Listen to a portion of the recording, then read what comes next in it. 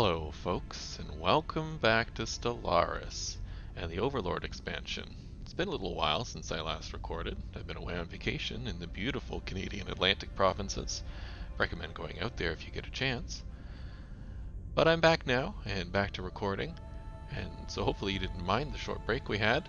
And we'll continue with our adventures of the Union of the Deep here, and our exploration of the new DLC. And there's been an update since we've been there, since I've last recorded, with a few new neat things. First off, it appears that empires will now start with the automated exploration for their science ship. So this little button here, automatic surveying, I believe will be lit up from the beginning of the game now. Instead of you having to research, I think it's a kind of sensors that you get. Once you unlock the first level of sensors, perhaps this pops up. Something about survey modules or whatever is the technology. So it sounds like technology has been removed and that this automatic surveying is there from the beginning of the game, which I guess is a quality of life improvement. I'm not sure it was really needed. It was a little annoying having to manually do stuff at the beginning of the game, but on the other hand, at the beginning of the game, you want to be very targeted in your exploration anyhow, because you want to find the systems that are most useful for you at your weakest point in the game, which is when you first start. Especially if you're looking for new worlds to colonize. Because every empire starts with their home system, and then some amount of systems nearby that have habitable worlds appropriate for their species. Now, different species and different origins affect the number of worlds that this happens to be. So if you do the Gaian world start, you won't start with any, or if you start as part of the this one where you're like already in a federation, and I think that doesn't start with some. Regardless, you always start, for the most part, with some worlds nearby for you to colonize, so your empire is not stuck with a single world in the corner of a map without any chance of expansion. So it gives every sort of empire a little chance, a little boost at the beginning of the game to start out. But that being said, this automatic surveying is pretty helpful, because after you get those few free worlds discovered and you start moving towards colonization and you get sort of this initial, like say, ring of systems done, you really just want your ships to go out and explore as needed, and it can take a while for this tech to pop up. I kind of wish there was a cost to it, but I'm not complaining about the change, if this is how this works. I've only had a chance to just read the patch notes. I haven't really played with it yet, so I'm not sure. The other interesting thing is that construction ships start with automated construction. This new button here, automated construction of research and mining stations. So if you click this button, a construction ship will automatically go around your empire looking for places that need mining stations and research stations. So I don't have any open on my empire, I don't believe, at the moment. I did take a quick look before we started, and I didn't see any, and that seems to be the case. But let's say this system, if I manage to build a base here, right? This system would have mining stations that need to be upgraded or constructed, as well as research stations that need to be constructed. So if I had a ship on automatic construction, it would come over here and build these for you. This is particularly helpful for later in the game when you go back and do your research events, because sometimes the research events have quite a high difficulty level, so it's better to leave them and come back later when your scientists are a bit more experienced. Or when you uncover, well, here's an example of a system that would have a research station that needs to get done that it appears to have, I have forgotten about. But if you uncover tech that allows you to get access to some of the rare materials, so this would be like Zro and the crystals and the special gases and stuff like that, that would open that up for you. So here's an example here. I have access to dark matter now, and this system does not have a dark matter mine. And so if I had an automatic construction ship on, it would find this for me and set it up without me having to think about it, which is very helpful because you sort of lose these in your empire. A little hard to see. As you can see over here, I've got Zro in the Murga system here, and so when I unlock the ability to get Zro, in my empire as a resource. I will have to try and look around my empire the old way. I would have to look around my empire, all these systems, to try and figure out, is this lit up, is this not lit up? And it's not very intuitive to do so, and I don't think there's a menu you can get to that just tells you the list of systems with undeveloped mining stations, and so it's really helpful to have this. Little late in the game for our empire for it to be useful, because I think it's only Zro we don't have unlocked, but it's helpful. Here's another Zro sitting here that I may have missed. A couple other situations that may help: when pirates attack, they tend to blow up your mining stations, and so this is helpful to get those undone. Or if you're at war, enemies will come in, or if you get raided, and enemies will come in and they'll blow up some of these stations on you, and you have to go back and try and fix all the stations manually before. And the last one is sometimes you get random events that give you bonus resources and systems, or there's a relic that does the same thing. I don't remember what the relic's called, but it can give you bonuses and systems. And there might even be a decision that you can get to do on planets that does that as well, now that I think about it. Anyhow, there's a bunch of scenarios where you end up with this situation where you get these resources on systems that you have long since looked at and then moved away from in your empire, and you're never going to look at again, like this. I don't know, I should pick a system that I can pronounce instead of this one, but like the system, like the Evolve system here, I will probably never look at the Evolve system again. It's got no planet in it, it's not a particularly strategic point, I'm not going to send a lot of ships through here, and so I'm never going to see this system again. And so if anything pops up in this system while I'm panning around the map, I'm unlikely to look here and see that something is waiting to be mined or have a research station built around it. So it's very good to have this set up. So I'm going to do that with a couple of ships. But I'm also in the process of building these hyperlanes upgrades. I forget what the building is called now that upgrades these hyperlanes. The hyper relay system. Yeah. That to make my empire move my ships move a little faster amongst my empire. I have it built from here, the Maw of the Truthsayer, all the way up to my capital in the light above. And I'd like to continue that up here, and then probably across the empire eventually this way. Although, if we take a zoom out a little here, we can see that to the right of us, there's really not any enemies. This little bump down here is unconnected to this section here, even though I wish it was. And this bump here is not connected to anything above it, and this whole section along here is not connected only up until right here in the WUA system, where I have a starbase. So this whole, let's call it the eastern side of my empire, is completely protected, because the only thing that it touches is this fallen empire, which are the conservers, and so they're not a particular threat anyhow, because they're not interested in beating me up or whatnot. I can sit next to them pretty comfortably and not worry about it, and enemy ships are probably not going to take this over either. And not to mention that this empire here, the Syndicate of Menjusana, became my vassal in a previous episode, one of the more recent episodes, which you have probably seen. So they're also an ally over here. So I don't really need to worry about building hyperlane out here too much, because I can't pass through this fallen empire, and I can't come through down here. So that said, but I do want to go up this way because the Vryn Kingdom has already attacked me once, and these sort of decentralized as the Tiny Worlds, they had attacked me once as well. I think they attacked my ally, actually, my Federation partner. And now the Vryn Kingdom, High Kingdom, is a vassal of the centralized as Tiny Worlds, and so that's troublesome on our border up here. So I'd like to be able to move ships quickly to over here to support my Federation partner, and to come up here to defend my own territory. So with that said, we should probably get moving in the game. Let's take a look at our Federation really quick. We're in a normal Galactic Union Federation. I thought it was the best pick for our type of our empire. There are different kinds you can get, the trade federations and so on and so forth, but this is the one scientific. This is the one I like. And we have our 3 members here.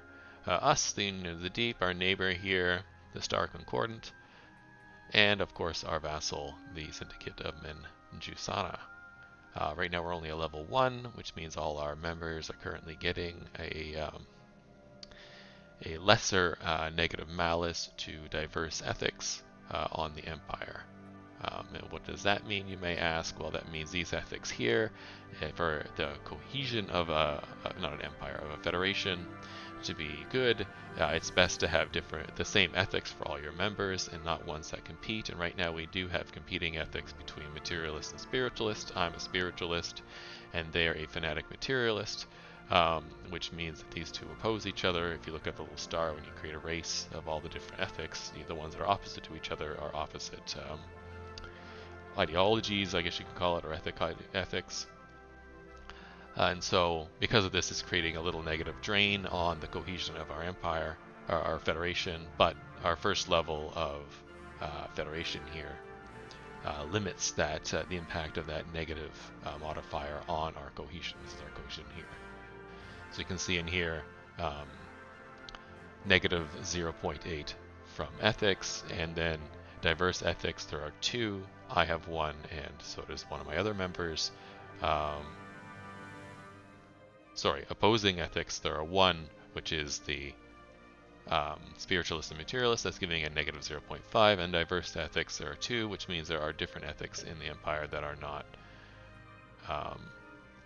here. So we got an egalitarian in here, which is causing a little bit of trouble, I guess my spiritualist is considered diverse as well, because we have 3 xenophiles in here, so that aligns nicely. So when we get to the next level, which will not be too long from now, because we're building experience, as time goes on, we're gaining 3.22 experience based on the level of cohesion we have, which is currently growing at a 0.95 due to the number of envoys assigned.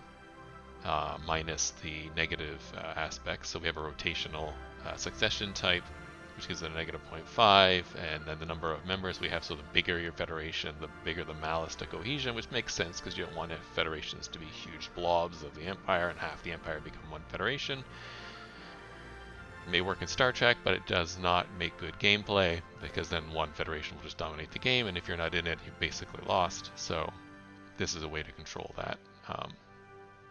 And then, of course, from our various ethics negatives, which we already talked about, which gives us a total of 0.95 increase every month, and this will keep increasing as time goes on. And as this increases, it increases our XP, and as our XP increases, we gain level ups. Then at the next level, we gain a little bit more bonuses to being in a federation with each other, as a federation becomes more integrated and more cohesive and develops itself a little more. So we'll get officer exchange.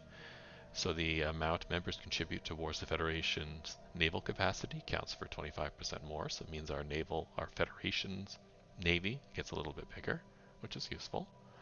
The Federation modifier for welcoming nature. New members impose a smaller negative 50% cohesion penalty on the Federation. So that's good. We get new members. We can have a slightly bigger federation with this, which is helpful. And federal envoys, all members get an extra envoy, which is useful. You can put it in here, increase the cohesion, which allows you to level up quickly. So that's at the next level, which we'll get pretty soon. And hopefully quite soon. I might actually stick this guy into the Federation, but before I do that, I'm going to take a look at the species really quick, because it's been a little while. That's not what I wanted. The contact's not the species. I want to eliminate fallen empires, primitives, and others. And then I want to take a look at how much they like me on the positive aspect. And I want to see if there's anybody I want to bring in to the empire or attempt to bring in. So there's a couple of things that need to happen. They cannot be a subject, so this person is currently a subsidiary of the sovereign Provagulor systems, and so they cannot be a member of our federation, even though they like me and probably would if they could. And we're improving relations with them at the moment. It's interesting. And they have 5 systems, so that's a good size because they'll feel a little threatened, and they may want to join us. This is probably why the Syndicate of Menjusana joined us, because they were pretty small, they have a pathetic force, and they saw us, the Star Treaty Organization, as the only way to save themselves from annihilation from their neighbors.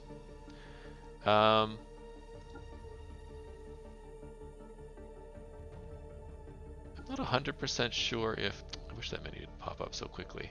The subsidiary cannot join a federation. We'll take a look in a second, but I know that vassals cannot, and this is, this empire is the overlord of 3 states, so that's okay. And they have association status, so I think if they have association status already, I cannot ask them to join. These guys have association status as well, so I cannot ask them. I could ask these guys.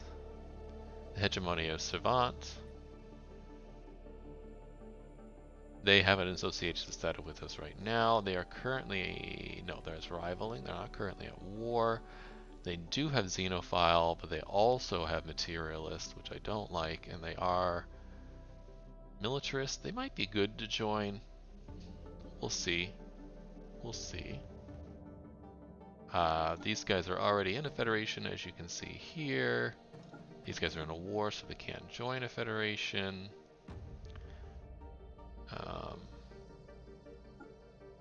And then there's these 2 down here, which I could consider, but they both appear to be vassals, as you can see by the symbol over here of the little person kneeling. This one with money, because they're a what's that called again? A subsidiary, and this person with a staff because they're a protectorate. That's another subsidiary. These guys are at war, so when you're in a war, you can't become a federation member. They have to be at peace to do so. And this one is just a vassal already. So it looks like most people are already tied up. This one wouldn't be too bad. They're very small.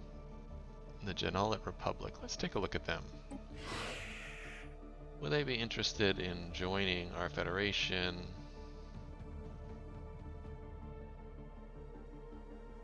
-77. Okay.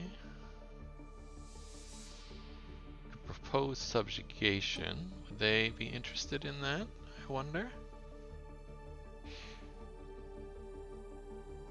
Integration prohibited. We can do that. That's no problem.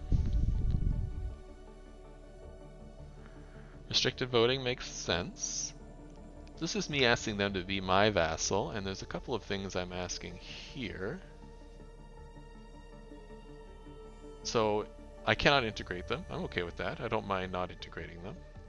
Restricted voting means they have to vote with me, but they can vote on international things like stuff in the Senate, or I think possibly stuff in the Federation as well. They can expand. I have no problem with that. I have no problem in keeping all these at 0 for now. I don't really need the resources or the research. Overlord conflict, I'd like that to be defensive. So that if I'm attacked, that they will jump in and help. And I will defend them, no problem. And I like my holdings to be 1.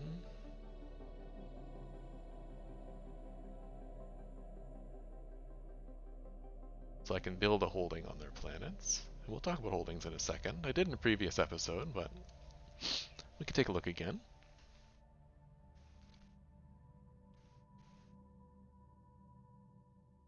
We can do this. We can have unified sensors. That's no big deal. I don't mind sharing sensors data with them.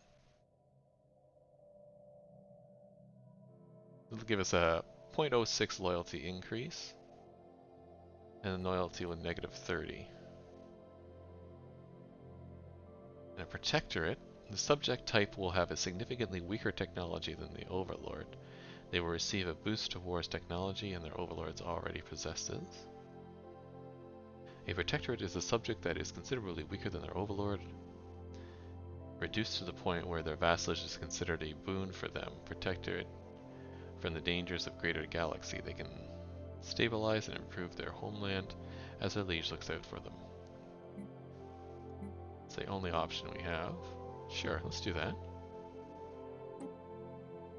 Let's see if they'll accept.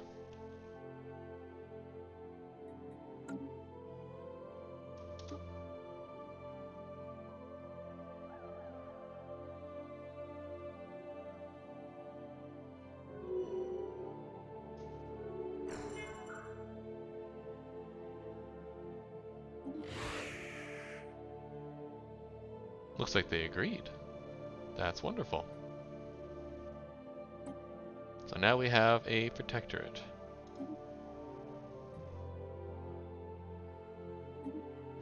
It's not us. So we're losing Federation XP. That's just a temporary thing, because we're still gaining it right here because of the cohesion. I think I will send another envoy here to help boost this up a little quicker. And we'll get to the next level. Alright, that's fun. Let's take a look at our planets really quick. I have only 7k left, so let's be a little selective where we go in minerals here. So this planet has an empty work slot, and I haven't done anything. This is probably a colony that finished and I never built any stuff. Or building a city district and a temple. I am building stuff. So they should be okay. I don't really need to do that one. Let's take a look at some of our other stuff here. This has 2 jobs left. I could probably use another job. This would be a good planet to maybe do more extraction and rare resource stuff. I don't make any crystals. I wouldn't mind a crystal refinery. So why don't I stick that on this planet as well? So I have some crystal refineries going. For when I inevitably use them when building ships and the buildings that require them. Now, this is a good mining planet, so we should keep up mining here, but we got enough jobs for the moment. We don't need to do that. This one does need jobs, but it's a bad mining planet, so we don't do that. However, this was also a refining world. So that's gas, transducers, and chemists. These are transducers, these are mote harvesters, and these are gas extractors. Let's build another synthetic refinery here. While we're at it. It says 3 jobs, that's okay. 5 is fine, 3 is fine for now, 2 is a little low. This also is poor mineral. I have this as an industrial world, which is creating alloys and consumer goods. I already have the alloy foundry here. There's something else I could build here to help boost this. It's got a lot of amenities, so I don't need that. Shield generator is basically useless. Don't ever build that unless you really, really need it.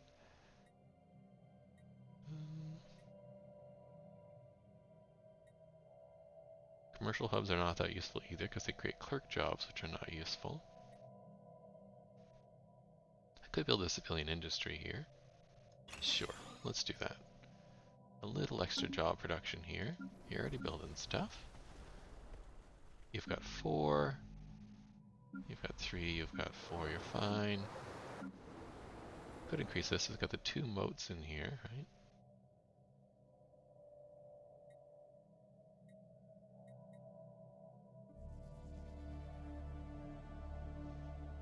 Otherwise, you are just doing whatever. So why don't I build one more industrial district on this planet? Keep chugging along here, get through all these planets. Here's another one. This was that weird planet that had those mutants in a previous episode. This is my generator world, and I do have that, and it's at full generation, which is good. Do I need food? No, my food's okay. Do I need minerals? Well, it's really not 1 point getting me 1 point in minerals, but maybe. I do have a Psycore here, which is fun. Do I need more housing? No, housing's okay. You have the Hollow Theater, so you're good there. You have the temple, so you're good there. Don't really need the food processing facilities.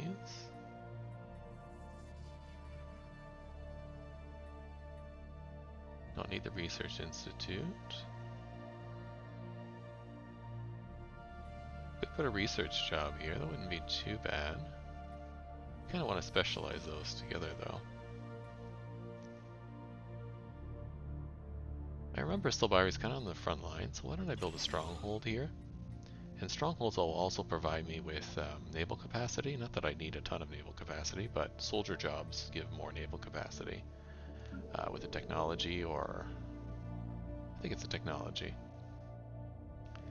Could be one of the what do you call it? These things. Traditions that do that as well. Sorry, I still got vacation brain going on, so I'm forgetting stuff. Alright. 2 more. This is done. That seems good, and I can't build anything else here except for upgrading my buildings. Now this costs me 1 terraforming gas, and I think I have a bunch in production. Yeah, I have 5. So why don't I upgrade that as well? And this could actually use a research center as well, which I might do by replacing this with the Institute instead. I like that. I could replace a temple instead.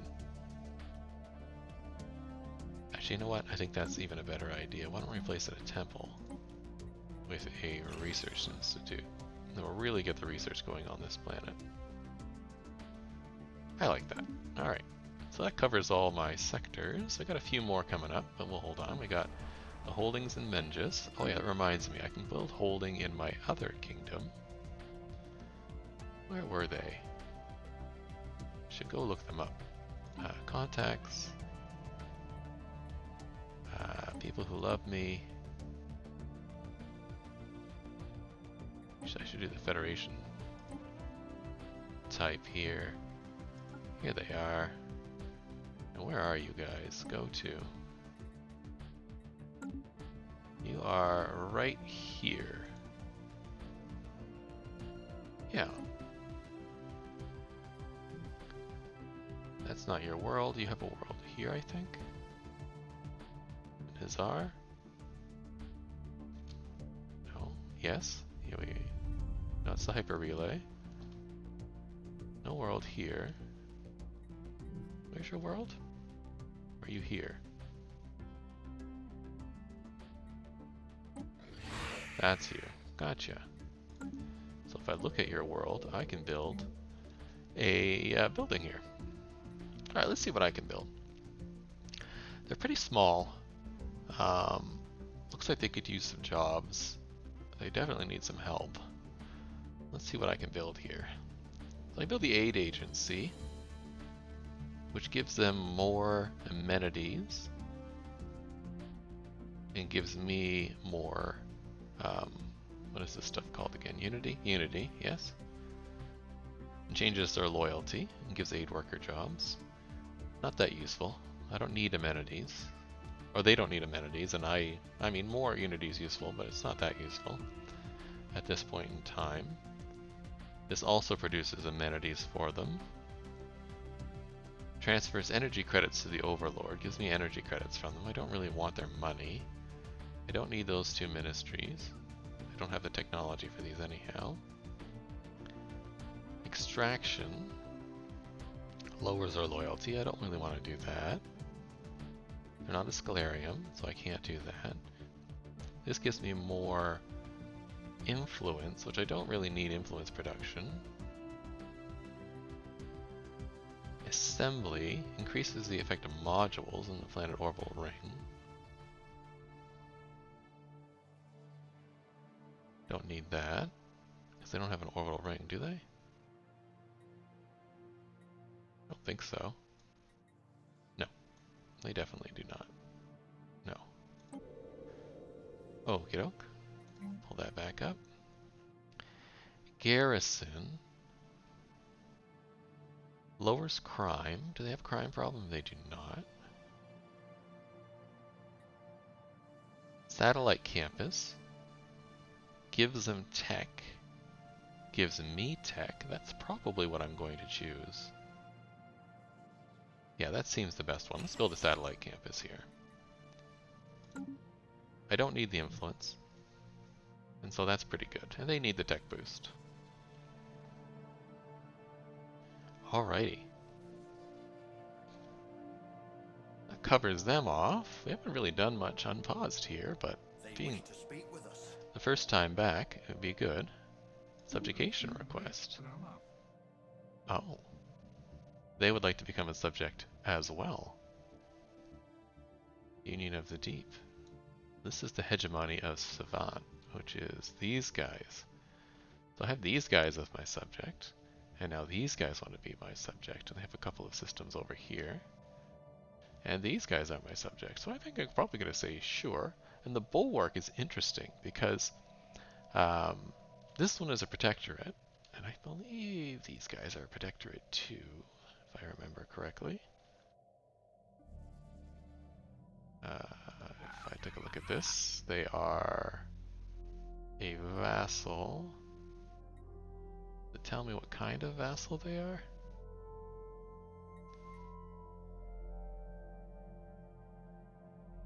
No. Not that I can see off of first glance here. That's okay. Anyhow, they want to be a bulwark, which is the military version of a vassal, which they get bonuses to, I think, combat and ship production, which is helpful. They don't want integration, which is fine. Expansion regulated. They can expand, but they have to give influence to me when they do. That's fine. I need to defend them, which is okay. They'll have restricted voting, which is the same as before. They have to vote with me, but they're allowed to vote. They will join all my conflicts, which is useful. My other two vassals will only join conflicts where I am under attack in a defensive war, but if I go on the attack, which is unlikely because my race is not aggressive, but they will join me, which makes sense as a Overlord. And it'll give me 2 holding limits. Right now I only have 1 in my other 2, so this will be 2. I think I like that. Let's do it. Agreed.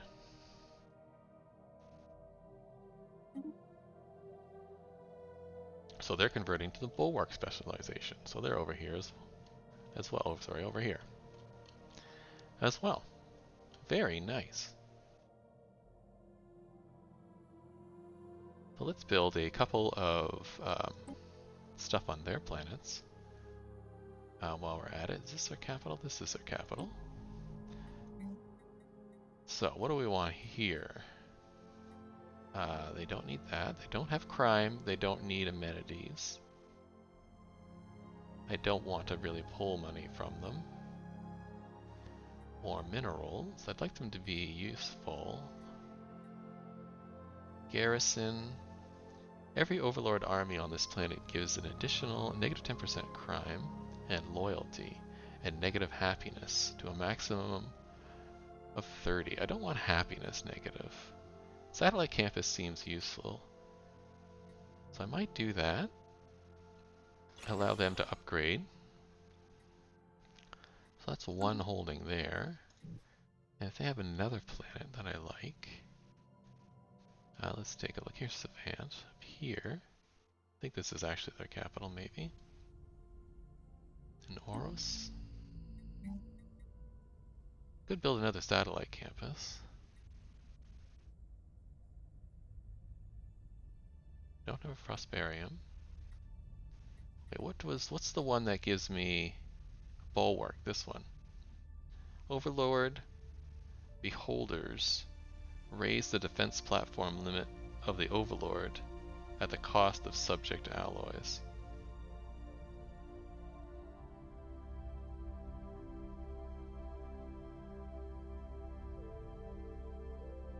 Well, let's wait until they fully convert, and then we'll think about doing the Vigil Command. There's no point in doing both right now since we get 2, but I definitely like the increased tech one, because it gives them bonus tech and it gives me bonus tech, and so that's just a win-win. Excellent, so our little federation is growing quite nicely. We're getting a big negative 10 malice right now, but I've put a bunch of envoys in here, so I think we're okay. Alright, well, I know that we didn't get a lot done in this episode, but we did get a lot done in this episode because we got 2 new vassals. We also talked about the new mechanics that have released and just gotten back into the groove here a little slowly. So in the next episode, we'll continue our investigation, continue to expand our empire into these little pockets that are remaining, and sort of plan out what we want to do next. So hopefully I'll see you then. Remember to like and subscribe if you're enjoying the series, and Have a great day.